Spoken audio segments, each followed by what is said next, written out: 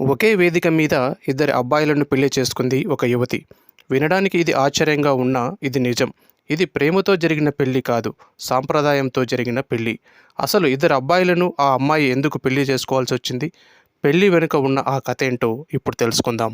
హిమాచల్ ప్రదేశ్లోని ఒక పురాతన ఆచారం ఇప్పుడు తెగ వైరల్ అవుతోంది. అదే హట్టి పాలియాండ్రీ సంప్రదాయం.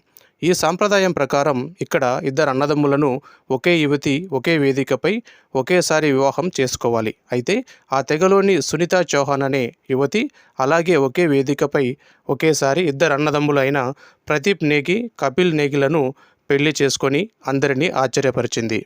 ప్రదీప్ నేగి, కపిల్ నేగి లది సిర్మౌర్ జిల్లాలోని సిల్లాం గ్రామం కాగా, సునీతా చౌహాన్ది స్థానికంగా ఉన్న కన్హౌత్ గ్రామం.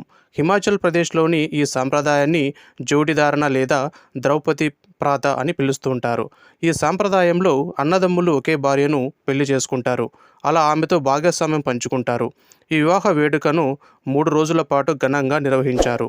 పాహరీ సాంప్రదాయ పాటలు, డ్యాన్స్లతో పెళ్లికి వచ్చిన అతిథులు, బంధుమిత్రులంతా పెళ్లి వేడుకను అట్టహాసంగా సెలబ్రేట్ చేసుకున్నారు.